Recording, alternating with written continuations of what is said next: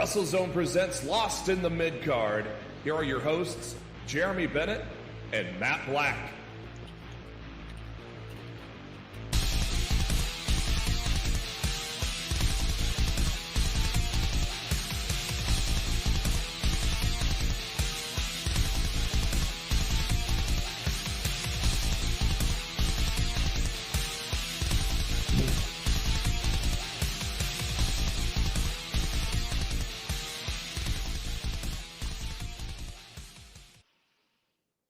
Ladies and gentlemen, welcome to the podcast where the birthday boys are back. It is Lost in the Midcard. Welcome. After a brief little hiatus, we are back for the end of summer. We are back for SummerSlam. We're going to talk about that real briefly at the start of the show. And we are also here to lead you up, catch you up on everything leading up to the two pay-per-views at the end of the month, All In at Wembley and Bash at Berlin, which is about 6 days after that. So we're going to get to all that, catch up on everything. And if you have any questions ever since we've been out the last couple weeks, throw those in the chat too. Good to see Ozzy, Steven, MK, and Mark Cho in the chat. I am your host. He's not wrong. Yes. Lost in the NFL Midcard will be returning maybe. I don't know. We lost viewers when we did that one time. But anyways, make sure, if you have not done so already, to subscribe on WrestleZone's YouTube channel. And also brand new, search WrestleZone, all one word, on Twitch as well. Since we can't go YouTube or Twitter live anymore, we might work on it to see if we can broadcast through Matt's directly. We're still working in progress on that. But in the meantime, we are now live on Twitch as well, if YouTube is not your flavor.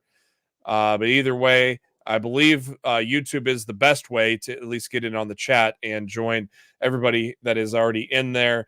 Mark Cho, Ozzy, MK, Steven Chambers, good to see you guys. I am your host, Jeremy Bennett. You can follow me on Twitter at JB Huskers. As always, my co-host, who just celebrated a birthday. And I'll be celebrating my birthday in 2 weeks, live on Lost in the Midcard. Right before my league's 24th fantasy football draft. Yes, my league has been in force for 24 years. It's insane. That's crazy.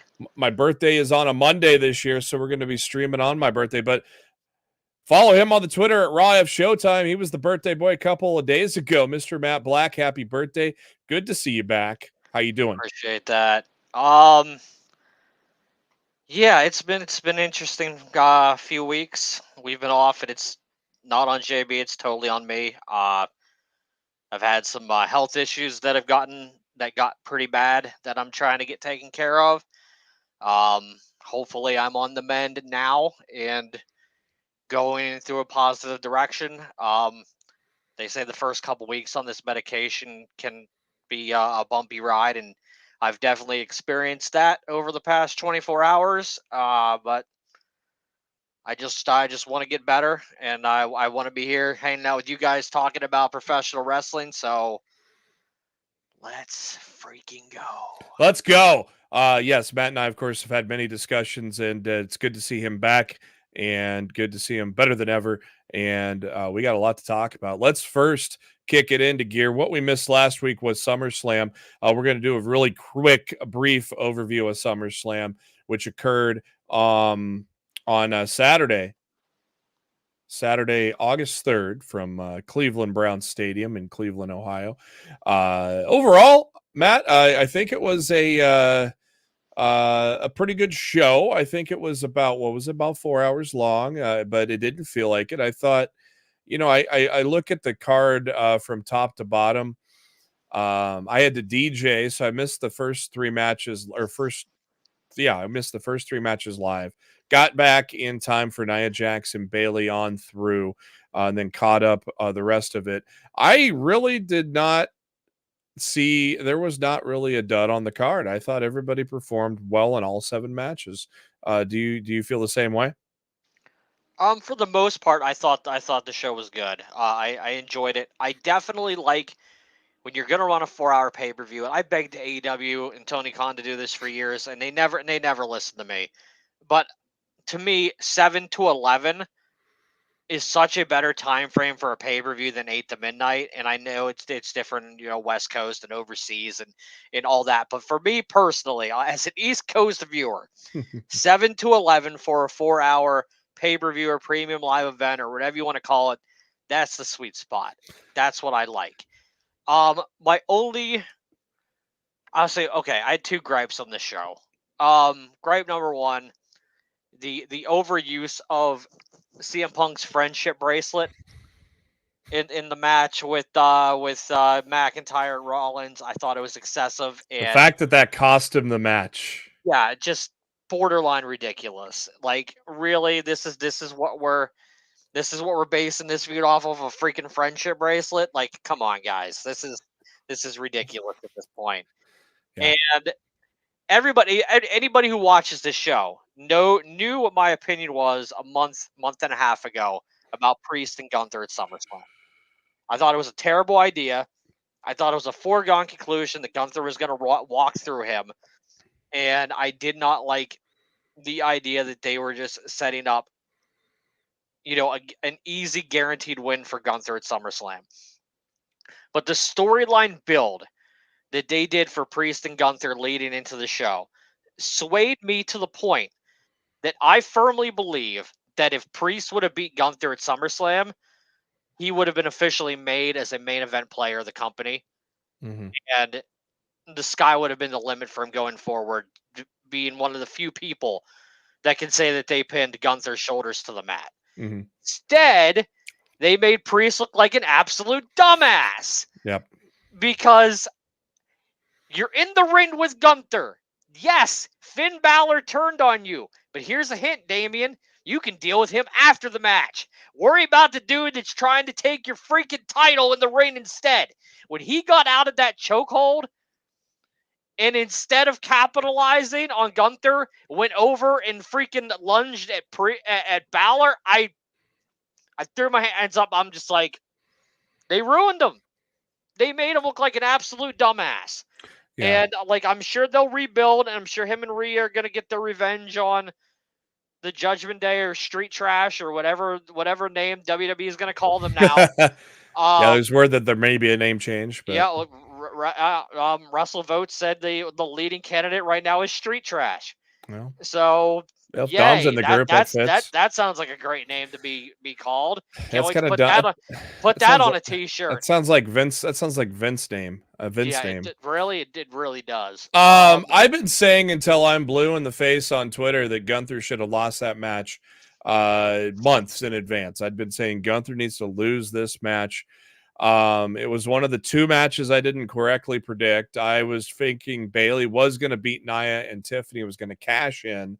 And maybe Tiffany cashes in on Nia to turn her baby face now because she is getting the baby. I'm thinking that's the long-term plan. Yeah, she's getting the baby face reactions. So those are the only 2 things, because I predicted Dom to screw over Rhea. Like, dude, Ray Charles saw that coming. Yeah, man. So I didn't think Finn would do it in the same night. I figured Finn would do it while he's champion. Yeah, and see, then they could have immediately set up Finn versus Priest for the title. Exactly. And they could have put the title on Finn. But after Priest beat Gunther, Priest would have been the main man. If Balor would have beat Priest with help from the Judgment Day, or like I said, whatever they're going to call them now, it would have protected him, and he could have been looking for revenge afterwards. Like, to me, Gunther's going to hold that title until God knows when now, because we saw how long his Intercontinental title reign was. I already see people talking about letting John Cena win the Rumble and challenging Gunther at WrestleMania 41. And I'm just like, man, I don't know if I want to see that match. Like, I've heard Cena couldn't even beat Solo Sikoa. And I'm supposed to expect him to beat Gunther? Like, I don't know, man. I don't like it. I've heard some people say that Cena's probably going to face Braun Breaker at WrestleMania. I don't see Cena winning the Rumble. I don't think Cena wants to win the Rumble, honestly. Yeah, but it's a surefire way to get him number 17, and I do think at some point he. Oh, so you would say he'd beat Gunther at Mania? Yeah, see, that's to me at some point he's getting 17 next year. I will be very, very surprised if Cena does not get that 17th title run, even if it's just for a couple weeks or a month or whatever. Yeah. Like I feel like he's gonna get that run in 2025. I thought So the electricity in the opening match was just insane with Rhea and Liv and Dominic. That was really exciting. Obviously, it was great to see my boy LA Knight, win the United States Championship, finally winning a singles championship. You know, if you're a longtime viewer of this show, you know how big of an LA Knight fan I am. And then obviously, it's the same shit from WrestleMania. Stupid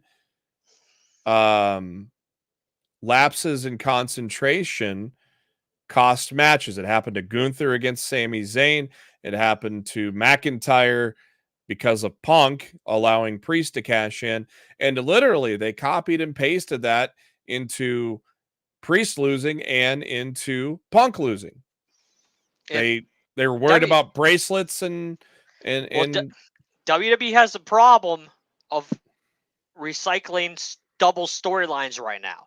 Yeah. Because you could argue that the friendship bracelet thing over on Raw is very similar to everybody in the bloodline obsessing over that necklace. Yeah. Right now. Like the way Roman looked at it, the way Tama Tonga looked at it.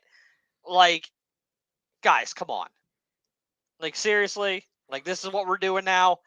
And like it's almost the exact same storyline that they're running on Raw with Punk. Yep. Like you got to be more original than that. You can't be duplicating almost identical storylines on both shows at the same time. Yep. You can't be doing that. And the end of SummerSlam leads into our second part. But before we get to that, I want to say Jelly Roll, that was kind of a sweet choke slam. He got that motherfucker up pretty high there, man. I like Jelly Rolls rolling that. I predicted it earlier this month, and I'm going to say it out loud right here at Lost in the Midcard. Jelly Roll will not only be in WWE 2K25, he will also curate the soundtrack. And it's he's a hell of a lot better artist than Hardy. I'll tell you that much right now. That's a low bar though. Hardy sucks. But let's go into our second story, which is leading into not that Hardy. They might be back in WWE. You never know. Let's go into our next one. At the end of the main event between Cody Rhodes and Solo Sikoa, he came back and holy shit, what a pop for the OTC.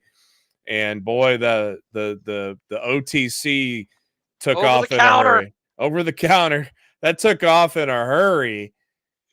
When on Friday, it was being chanted all throughout the arena. But Roman Reigns just coming back. Good to see him back. First time since WrestleMania. He faked like he was going at Cody, but we all know he was not going at Cody. He was going at Solo. And then he came back again and laid out the bloodline at the end of SmackDown and to end the show. And the OTC chants, the merch is just flying off the shelves. It's good to see the tribal chief back. Obviously, that bloodline story keeps getting even better and better. I would not be surprised next Friday to see Paul Heyman return. Do you agree? Yeah, I'm actually surprised we didn't get him last week, honestly. Yeah, it was all action and no talk this week. Yeah. I'm looking forward to hearing Roman speak. Yeah. And I mean, that's another thing that's going to keep you going back to the product until they finally put a microphone in his hands. Yeah, got to be Friday. Got to be Friday. But you can't wait too long because people want to hear what he has to say. Yeah. And I know there's the constant speculation right now on Jacob Fatu, injury real, injury work, or whatever. But if you look at everything right now and the way that the story is played out, I'm going to go on the side that the injuries will work. I agree because they want to keep him and Roman separate. They don't want them to touch. Exactly. Yep. And it could also be revealed later on that Jacob Fatu's been on Roman's side the entire time. Mm-hmm. And he's been like a double agent. Mm-hmm. And that's why he sat out because he knew Roman was coming in. Mm-hmm. So yeah, I think I don't have it's pure speculation. Don't have this for a fact. Gun to my head, and I gotta be right. I think Jacob Fatu's injuries will work. A follower of mine on Twitter also pointed out when I shared that great gif of Solo throwing a temper tantrum, which is just a great moment. They noticed that Fatu wasn't selling until the camera light came on. Then he sold the leg after a quick split second, which also plays into our theories, as Matt and I are clear. Matt and I never really talked about this except No, we for haven't. I messaged Matt the other day saying any update on Fatu, and he said inconclusive. But we never really swapped our theories on this, and it's kind of funny how we think the same thing, that it's a work and they're keeping them two separate. And I think it's the smart call, because I mean you can't have Roman do to Jacob Fatu what he did to Tama and Loa on No, SmackDown Friday. You no. gotta keep Jacob Fatu protected. So you got the Usos, and Fatu and Sammy, and you got Solo and Tonga Loa, Tama Tonga, Hikuleo, And and The The Rock. Rock. The only thing that alters that Games! plan is Rock's really busy in Hollywood right now. Yeah. Like, that man's just like They'd have to bring War Games to WrestleMania, you know, maybe. he just wrapped up Smash Machine. He's got Moana 2 at the end of November. He just announced that Disney's Monster Jam movie that he's going to be the lead in helping, produce or cover or whatever the terminology is. Like, he's got a lot of projects lined up in Hollywood right now, and I know WWE desperately wants to use him, but I don't know how much free time that man's going to have right now. Yeah, that's a good point. They'll sign some other Samoan. You got Zilla. Zilla a free agent? Zilla Fatu could easily be brought in as well. Yeah, he's a free agent. So yeah, I think he will be brought in eventually. I don't know if that's someone that they're looking to rush to sign, but I do think it's only a matter of time until he's part of WWE as well. Do you think, while we're staying on the bloodline, with Fatu being hurt, kayfabe or not, do you see this as DIY getting the titles back, or the Profits getting it? Do you see them losing the titles as soon as they're defended to either the Profits or DIY? If it's gonna be Tama Tonga and Tonga Loa defending the titles, I could absolutely see Roman Reigns costing them the titles, just as an FU to that group. Would you put it on DIY, who had a short reign, or the Profits, who haven't had it in 3 years? I would have said DIY should have never lost the titles to begin with. No. So I kind of, my heart's for DIY, but man, they got to give the Street Profits something. Yeah, I mean, and honestly, Street Profits could really benefit from a change of scenery right now. Like, if they decided to move the Street Profits over to Raw, I think that would really help them right now. Yeah. Yeah, it didn't help that Lashley is not getting re-signed, which we'll talk about in a little bit. But yeah, I couldn't believe it's been 3 years. His choice, though. So yeah, I can't believe it's been 3 years since they have held tag gold. Of course, everybody and their dogs expected one or the other to turn heel on each other at this point, and it just hasn't happened. It may never happen. It may be a New Day situation. Speaking of New Day, I mean, this happened while we were gone. What were your thoughts on Odyssey Jones's debut? I thought very impressive, especially picking up those two AOP motherfuckers at the same time. He was more of a different kind of character on NXT. Now he seems like a killer, like I think he should have been billed before. Xavier Woods not quite on board. What are your thoughts on all of this and your impressions? I loved Odyssey Jones' main roster debut. It's a perfect example of how one night could change the perception of a character when they're booked properly. Yeah.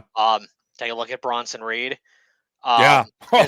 As dumb as the officials and security were in that segment, and they all look like the dumbest people that probably never even graduated elementary school, with the lack of logic and the way that they handled that situation. Bronson Reed looked like a monster star, and as long as they don't screw it up, they made themselves a new player in one night. Mm-hmm. And WWE has the power to do that. AEW has the power to. Every company has the power to do that with the right impactful segment. And then it's up to them to capitalize on what they built from there. Yeah. So to me, Bronson Reed needs a really big night, and I would say Odyssey Jones needs a strong follow up this evening as well. I could say like this past Wednesday, Kyle Fletcher had that kind of night against MJF. That was a damn good opener on Dynamite, you know. But we all know. I think we most of a lot of people are thinking Kyle Fletcher's next up. yeah. Like a lot of people are comparing him to like 2001 AJ Styles and like 2015 Kenny Omega. Yeah. There's a lot of people who believe like 3 to 4 years from now, Kyle Fletcher's going to be like the top guy of at AEW. So Going to the chat, Frantic World Saffet, thanks for joining us. Steven Chambers saying Blackheart Ciampa heel turn. No, we've already seen that. We don't need Ciampa to turn heel. I don't want that. We've already seen that. We've already played. That's already played out. Now, if we're turning him and Gargano, I'm all right with that. I think we're getting a way reunion if we're eventually going to push Theory as a baby face. They'll have to turn Candy and Indus and Indy, Candice and Indy again, but we haven't really seen much from them lately, so it wouldn't be too hard to turn them. I'm almost wondering if we're going to get the way back together as baby faces down the line. Oh, to me, if it's any option, it has to be babyface. WWE has invested way too much time and effort in the past 3 months or so to build up DIY as a top babyface tag team in the eyes of the fans. They hindered some of that progress with the loss right before SummerSlam. They can build them right back up. It's just up to them to do it. Yeah. I know this isn't on the docket, and we're gonna be swerving off a little bit. Swerve. This is one hell of an interesting topic. MK in the chat asks, won't WWE have a similar problem to AEW if Garcia, Starks, the Lucha Brothers, Wardlow, and Motor City Machine Guns are signed? Is there room for them? The right now the general idea is Garcia's going to re-sign, but I believe Garcia stays. All the others are on the table to move. And Lucha Brothers are gonna maybe debut with Motor City Machine Guns very soon, and both I believe are gonna skip NXT as they should. I've heard I've heard Penta's been very specific in WWE negotiations that he has no interest in going to NXT. Yeah, and on top of that, they know how to work. They know how to work production. Being in AEW so long, so adapting to WWE style of production, I don't think is going to be as tough as say a guy that's coming from ROH back in the day or GCW today to WWE. Where if you've already had a long stint with AEW, I think you're going to, because especially a lot of the production guys, they were WWE guys at one point, and they take a lot of the production cues and what they've learned from what they get at WWE. So I feel like the transition from AEW to WWE is going to be a little lesser. Now, Jade, she wasn't in AEW that long. That's why she had to have a little extra time. And plus she wasn't a wrestler for 15 years like Phoenix and Penta. But my God, if you put them on SmackDown with Santos and Andrade and Ray and Dragon Lee, my Lord, you're almost recreating WCW's cruiserweight lucha division. But the problem is they have to use them correctly. Yeah. And right now, I mean, look at the history of WWE's use of Mexican talents. It's not a good track record, dude. Well, what's Dragon Lee been doing? Yeah, I don't know where I thought he got hurt. But they're just not using him. Like to me, Dragon Lee should have been a warning sign to teams like the Lucha Brothers to stay put where they are. And he was getting used well for a while. I'm worried about their long-term success. Well, he was getting used well in NXT. No, he's getting he ever got used well on the main roster. He was on the main roster a lot while being in NXT still, and wasn't officially on the roster yet. He was being really heavily featured as an NXT superstar on SmackDown. But Andrade, they've been doing a good job with. I mean, him and Carmelo, I've been asking for a 7-game series with those guys. Looks like we're going to get at least the third one. Those two are great. Obviously, Santos has been treated very well. I wouldn't be surprised. I don't see any of them as stars. Like they haven't taken any of these guys and made them stars. Yeah. Like beyond Rey Mysterio, You could I don't see any stars that have been made yeah. In WWE Well, that Eddie. are Mexican, unfortunately. Eddie. Well, yeah, but I mean, what you could argue Eddie was already a made man before he came over to WWE. So, but I mean, I think you got something with Santos because he can talk and wrestle, and he's been in the business a long time. You got something with Andrade. He's already been a top guy in NXT when Triple H was in control. So Triple H knows how to book him. It's just a matter of timing. God, you would think, I don't know about Penta, but I don't know how long they were going to keep. They'll keep him as a team in WWE, but Phoenix, I could see as a guy they push like Ray. Phoenix needs to stay healthy. That's the big thing. And that's going to be his big problem. If he comes in and gets hurt within like the first month, it's going to cut the legs out of both of them. Yeah. And that's not great. God, I agree with Steven, man. I want Matt Cardona in WWE so bad right now. The Matt Cardona we know right now from the past The thing is, Cardona's not going anywhere. He's not going to feel like he has a lot of creative input. Yeah. And I think that's where him and WWE are butting heads right now. Probably. As far as this list goes, I believe Daniel Garcia is going to stay in AEW. I agree. Ricky Starks, we don't even know when his deal's up. Yeah. Like, as far as I'm aware, it's not. He's up good buddies with Cody, though, right? Yeah, it's not up anytime soon. But his AEW run's been a mixed bag. If he wants to go over to WWE when his deal's up, let him go. Hopefully, he doesn't get. Like, if he thought the comments about being a mini Rock in AEW were bad, wait till you go over to the company where the Rock is on the board of directors and can show up to TV multiple times a year. With the fact that I can see Starks leaving just because he basically got put on the bench for putting his foot down, not wanting to turn on Big Bill. And then he basically just got put on in catering. Well, for no good reason. The thing I've noticed in AEW is when you refuse creative, you're benched until they figure out another idea for you. Yeah. And that's fine because honestly, in my opinion, if the boss is telling you what you should be doing creatively and you flat out refuse to do it, you can sit at home for a while. Yeah, I guess. But to me, because you're an employee and you're being told what to do. Yeah. I don't think that would fly in WWE. Yeah, like if you're told what to do storyline wise in WWE, you're not gonna. That doesn't work for me, brother Hogan. Especially if you're not a main event player in the company. Thanks, Vince. And have that kind of stroke. The other Vince, bro. I think Wardlow would fit in very well in WWE. He fell apart the second they put a title on him in AEW, and he never recovered. Ozzy says Dragon his title runs have been terrible. Ozzy says Dragon Lee's in NXT. No, he got drafted to SmackDown. He got drafted, I believe. Frantic World saying Dragon Lee's wrestling on main event tonight. So there you go. There you go. Motor City Machine Guns. If they have not signed on the dotted line to WWE yet, and Tony Khan's about to lose the Lucha Brothers, Tony, pick up the damn phone, call the Guns, call Grizzled Young Veterans, and offer them whatever the fuck they want. Mm-hmm. Get that tag division back on track after All In.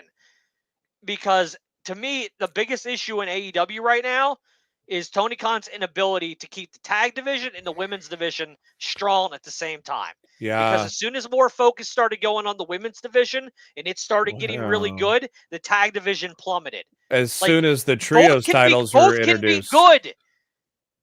As soon as the trios titles were introduced, the tag division. I don't necessarily agree with that. I see that as an argument a lot. The timing sure happened to be. To me, the timing really was when the women's division picked up, the tag team division went down.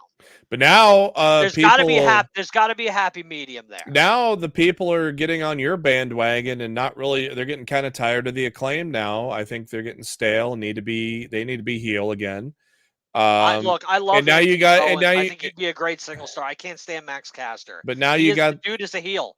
Turn the team heel if you're going to keep them together. Yeah, because right now, I mean, who's going to care about? Nobody's caring about this tag match. That's why it's on Wednesday this week, not on All In. I thought it was going to be a three-way at All In, but honestly, I'm kind of happy that it looks to be not that way. Yeah. Because I don't want the Acclaimed on All In. Who's the other team? Just going to be in there. FTR. Oh, okay. I think we're getting. I think we're getting the Bucks FTR rematch at All In. Or All Out. No, look, you can't have the Bucks. We You can't got have the Bucks boy. not on That's a All In. quick freaking turnaround, boy. What, All In to All Out? No, now to All In. Well, they've been building the FTR thing for weeks. Yeah, I guess, but God, that'd only be a 1 week build. I would honestly put the Bucks in the Gauntlet Battle Royal, and then have these guys No. fight it all out. No, you don't. You don't put them in the Casino Gauntlet. You have to. They have to defend their titles. This is their first tag team title defense since freaking Dynasty, I believe. They're defending them on Wednesday. Yeah, and it's their first one since Dynasty. Let's get some fucking title defenses under their belt and get the division back up again. Moving on to the main event scene in WWE. We are now set. 2 matches, 2 title matches already set for Bash in Berlin, which will take place Saturday. Is that Saturday? I believe so. Pretty sure it's Saturday. August 31st in the Uber Arena. The Uber Arena in Berlin, Germany. Yes, Saturday the 31st. And so the 2 title matches, Cody Rhodes and Kevin Owens right there. Kevin Owens reluctant in first, but as soon as Nick Aldis mentioned Roman Reigns' name, Kevin Owens said, fuck that, I'm going to be the number 1 contender. I think Aldis was kind of prodding Owens into the match, don't you think? Well, I think Owens is the fan, and I think he speaks for everybody, and I think he points out the wins losses. I think he points out the bad booking decisions. I think he points out creative tropes. I mentioned this yesterday on the Mark Hoke show. I think Kevin Owens is the Deadpool of the WWE universe. Oh. And I think he constantly is breaking the fourth wall and saying things that he shouldn't be saying and bringing up logical loopholes that you should not be saying out loud on WWE programming and calling out their creative decisions that don't make any sense. I think Kevin Owens is Deadpool. And I loved the explanation of the title shot. I think it's going to be a great match.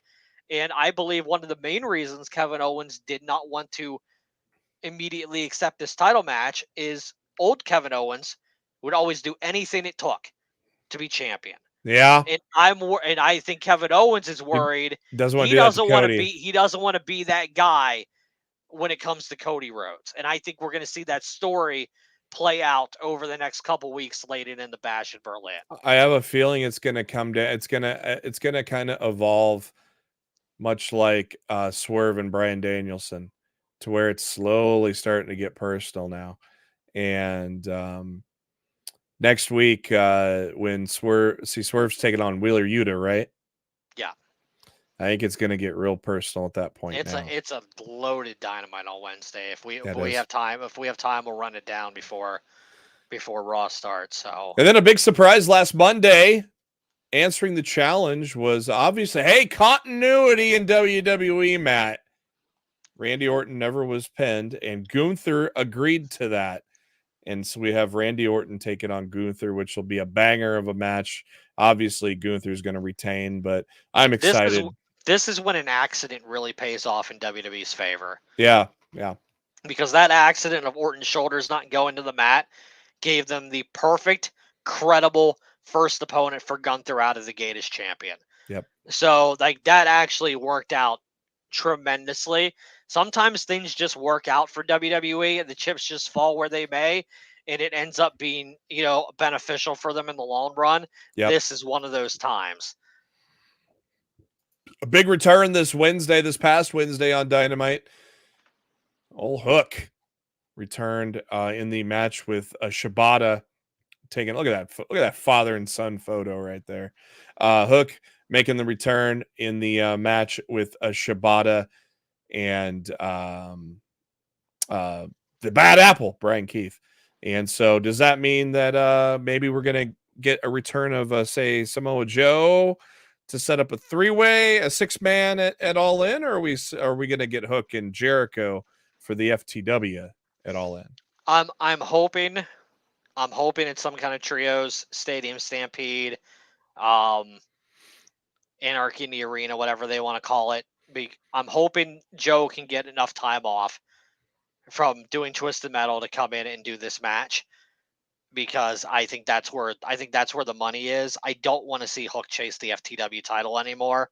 I honestly, as much as I love Taz and I love the FTW title and everything, I feel like it's run its course in AEW since Jericho's gotten it. For the world. I feel like hey guys, I feel like the title's lost all meaning with Jericho holding it. Now I'm just like, just retire it and get rid of it.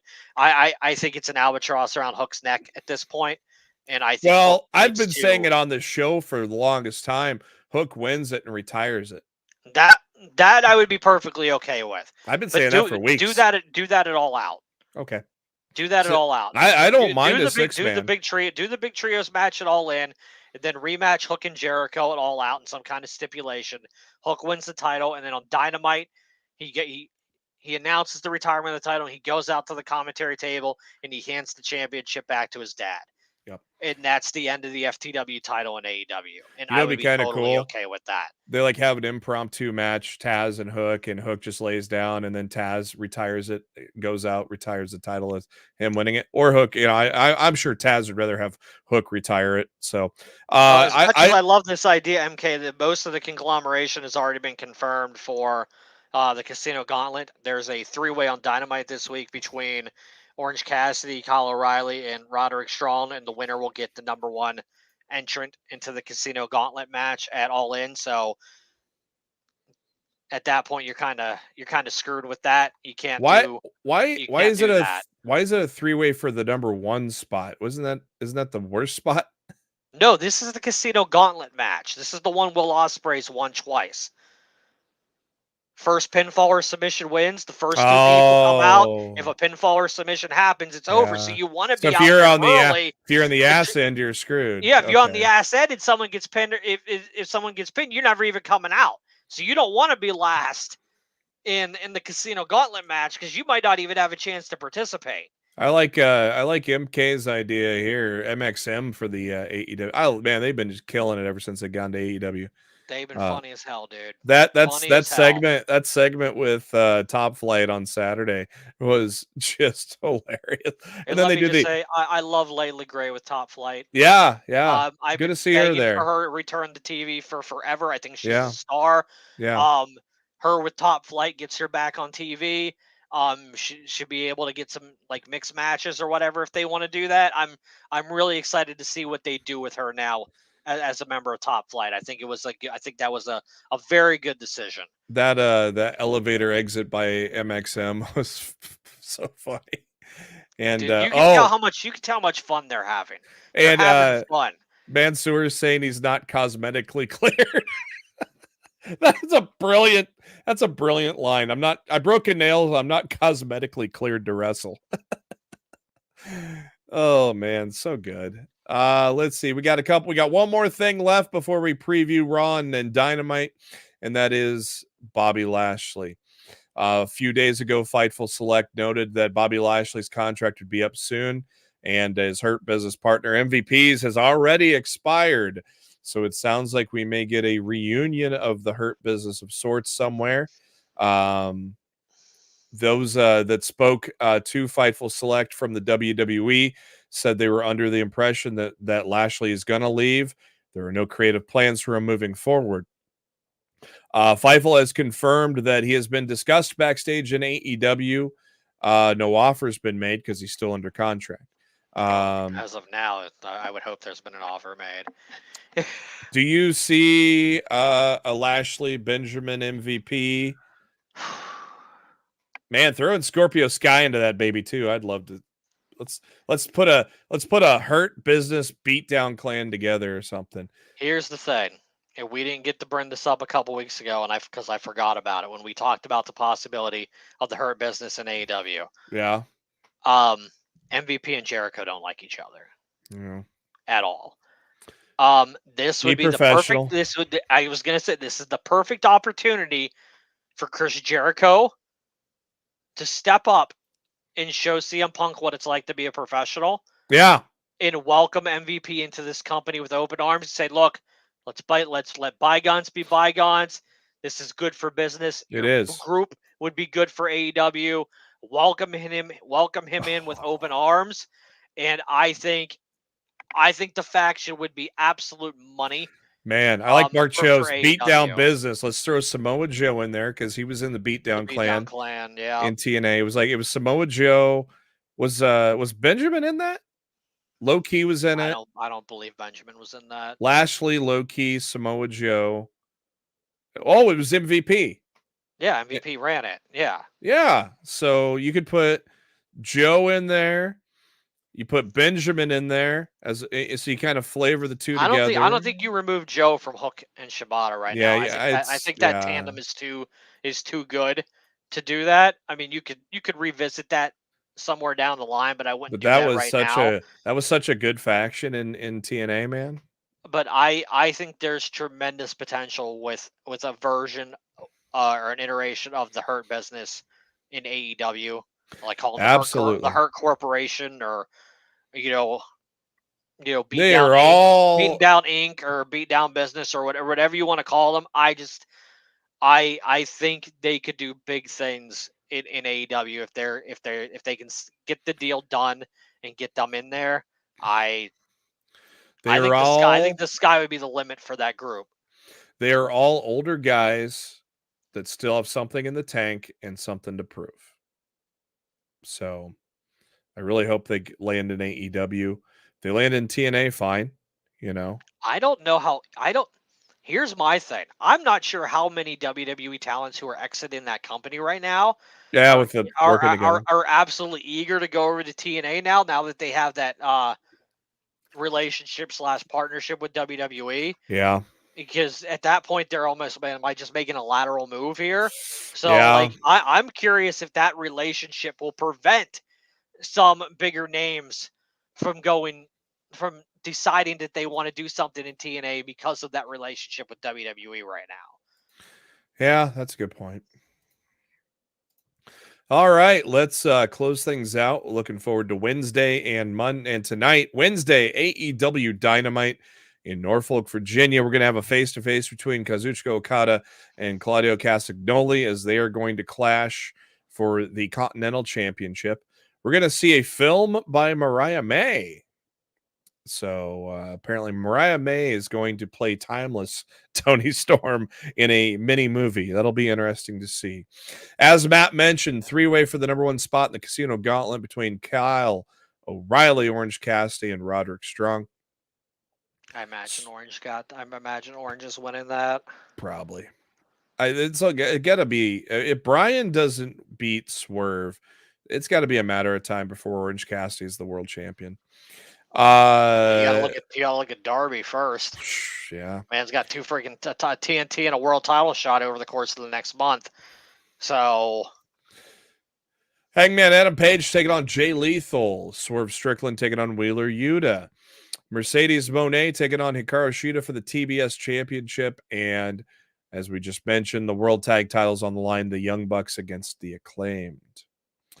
So good stuff there. I don't expect either title to get changed, but I don't either. Good stuff. Should be great. It should be a great I like the card a lot. I think this is going to be a really strong Dynamite on the road to All In this Wednesday. And how amazing is it that Matt is now a Jeff Jarrett fan?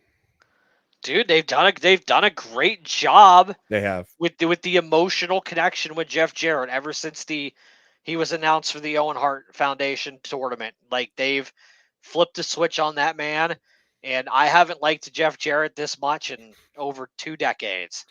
So maybe even 3 decades. So this is a good time to be Jeff Jarrett. Let it run till the wheels fall off. It seems like I thought they were gonna do Okada and Hangman at All In, but now it looks like they might be doing Hangman and Jarrett at All In. So I don't know what the hell's going on. I was wondering if they were going to do Hangman and Moxley the way he's been treating Renee. I think Moxley's in the Casino Gauntlet, and I think he might win. We can get Moxley and Danielson one more time. Yeah, I just the way he's been treating Renee. I thought he'd be coming back maybe this week. Maybe Hangman and Mox one more time. I don't know, but I wouldn't hate that either. Yeah. Monday Night Raw kicks off in 3 minutes. Sami Zayn, Braun Breaker, 2 out of 3 falls. I think Sami gets a quick win and then gets destroyed. Rhea Ripley's kicking things off tonight. And Damage Control, all of a sudden baby faces after they turned on Bailey, but now they're baby faces because they're taking on the shooters. It's really weird. Number 1 contenders match, Damage Control against Shayna and Zoe. I assume it's probably going to be Io and Kyrie with probably precautions on Dakota. That's just my guess. Apparently Dakota's still dealing with some kind of injury at the moment. I like the group though. Shayna, Zoe, and Sonya. I've liked that group. I like them too. I would prefer them to win this match tonight. I'm not. I also like the addition. I think they should. I also like the addition of Blair Davenport to Isla and.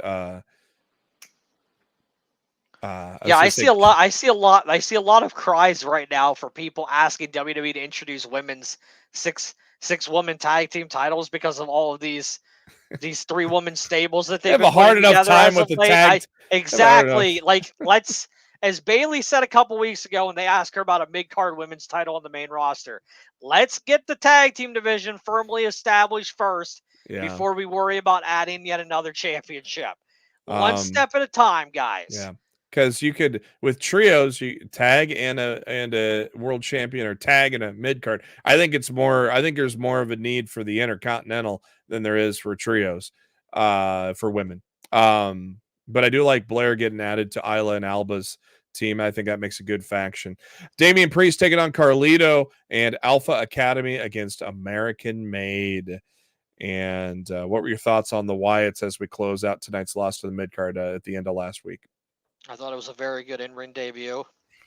Sweet tribute. Lots of tributes all around. And they established all the characters that they needed to establish. Because you can argue that Bo / Uncle Howdy is already made as the leader of the group. They established the rest of the faction, which I thought was very smart. They all looked really good. And I have high hopes for this group, man. I do. Loomis and Gacy work so well together. I hope WWE doesn't screw it up.